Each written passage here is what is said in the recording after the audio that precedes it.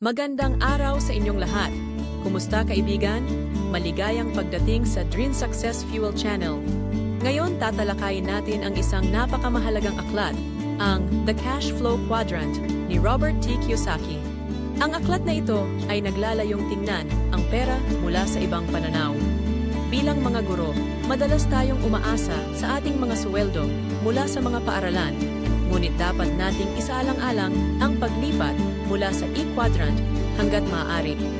Sa video na ito, isasama ko ang buod ng bawat kabanata at ang aking mga saloobin at pagsusuri. Kaya't simulan na natin.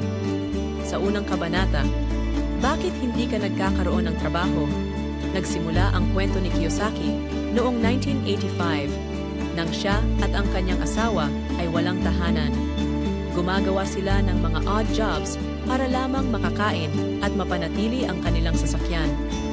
Maraming tao ang nagtatanong kung bakit hindi sila naghanap ng trabaho, samantalang pareho silang nakapagtapos ng kolehiyo. Pero ang kanilang layunin ay hindi ang seguridad sa trabaho, kundi ang financial freedom. Nais nilang bumuo ng isang matagumpay na negosyo na magbibigay sa kanila ng kita kahit na hindi sila nagtatrabaho. Dito niya ipinakilala ang cash flow quadrant. Sa simpleng larawan ng apat na quadrant, makikita natin na ang kita ay nagmumula sa isa sa mga ito. Ngunit hindi ito nangangahulugang hindi ka maaaring kumita mula sa iba pang quadrant. Dito ko naisip na palagi nating iniisip na lahat ay nagtatrabaho para sa pera at ang mas maraming pera na kinikita mo, mas maraming oras ang ibinibigay mo. Pero sa katunayan, hindi ito totoo para sa lahat. Sa ikalawang kabanata, iba't ibang quadrant, iba't ibang tao, ipinakilala ang ideya na ang mga tao ay maaaring lumipat mula sa isang quadrant patungo sa iba. Ayon kay Kiyosaki, maaaring lumipat ang sinuman, ngunit hindi ito kasing daling isipin. Ang quadrant kung nasaan ka ay nakasalalay sa kung sino ka talaga. Ang mga salita na ginagamit ng isang tao ay nagbibigay ng ideya kung saan sila nabibilang. Halimbawa, ang mga tao sa E-quadrant ay madalas na nagsasabi ng mga salitang ligtas at siguro. Sa kabilang banda, ang mga tao sa S-quadrant ay madalas na nagsasabi ng ako ang nag-set ng aking presyo. Ang mga tao sa B-quadrant ay may ibang pananaw. Gusto nilang magpalibot ng mga tao upang maging mas epektibo. Ang pinakamalaking pagkakaiba sa pagitan ng S at B ay ang S ay nagmamay-ari ng trabaho, samantalang ang B ay nagmamay-ari ng sistema. Dito ko naisip na bilang guro, madalas tayong nakatuon sa E-quadrant, umaasa sa seguridad ng ating mga trabaho.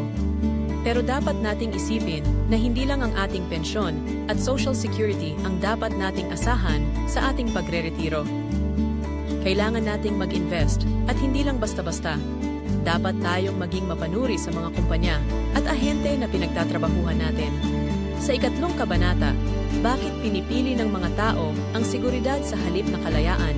Sinasabi ni Kiyosaki na ang mga tao ay tinuturuan mula pagkabata na mag-aral, makakuha ng magandang trabaho at magkaroon ng mga benepisyo. Ito ang nagdadala sa kanila sa kaliwang bahagi ng cash flow quadrant. Pero sa kanan, naroon ang tunay na financial security. Ang mga tao sa kaliwang bahagi ay madalas na nagtatrabaho ng mas maraming oras para sa mas maraming pera, habang ang mga nasa kanan ay nagdadala ng mas maraming tao o kapital para kumita. Sa ika-4 na kabanata, 3 uri ng business systems, itinatampok ni Kiyosaki ang kahalagahan ng pagkakaroon ng sistema sa negosyo. Ang mga tradisyonal na C corporations, franchises, at network marketing ay ilan sa mga halimbawa. Ang mahalaga ay matutunan ang mga pagkakamali at bumangon mula rito. Huwag matakot sa mga pagkakamali. Ang bawat pagkakamali ay isang hakbang patungo sa tagumpay. Sa ika-5 kabanata, 5 antas ng mga mamumuhunan, inilarawan ni Kiyosaki ang iba't ibang antas ng mga mamumuhunan, mula sa mga walang kaalaman sa pananalapi hanggang sa mga may mataas na antas ng kaalaman. Ang pinakamahalaga ay ang pagkakaroon ng tamang kaalaman upang makagawa ng matalinong desisyon sa pamumuhunan. Sa ika-6 na kabanata, hindi mo makikita ang pera sa iyong mga mata. Binibigyang diin ang kahalagahan ng pag-unawa sa mga numero at hindi lamang sa pisikal na anyo ng pera. Dapat tayong matutong makilala ang mga pagkakataon at hindi maapektuhan ng emosyon sa ating mga desisyon.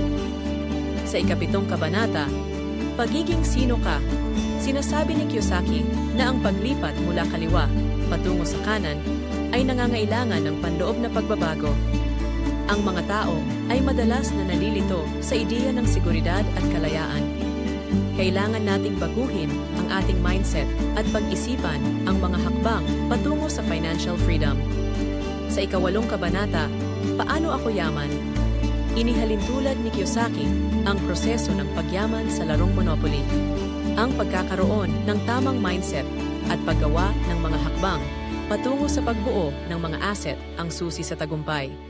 Sa ika-9 na kabanata, Maging Bangko, Hindi Bangkero. Itinampok ang mga pagkakataon sa real estate at kung paano natin maaaring gamitin ang sistema sa ating pabor. Ang pag-unawa sa mga panuntunan ng sistema ay mahalaga upang makamit ang tagumpay. At sa huli, sa ika-10 kabanata, Magsimula sa Maliit, sinasabi ni Kiyosaki na ang mga maliliit na hakbang ay mas mahalaga kaysa sa malalaking layunin. Huwag matakot na magkamali dahil ang bawat pagkakamali ay pagkakataon upang matuto at lumago. Sa kabuuan, ang aklat na ito ay isang mahalagang pagbabasa para sa sinumang nagnanais na maunawaan kung bakit ang mga mayayaman ay tila nagtatrabaho ng mas kaunti kaysa sa mga mahihirap. Ang mga patakaran ay nakabuo upang paboran ang mga may kakayahang impluwensyahan ang mga ito. Ngunit sa halip na magreklamo, dapat tayong humanap ng mga paraan upang magamit ang mga patakarang ito sa ating pabor. Maraming salamat sa panonood. Huwag kalimutang mag-subscribe, mag-like at mag-share. Hanggang sa muli sa susunod na video.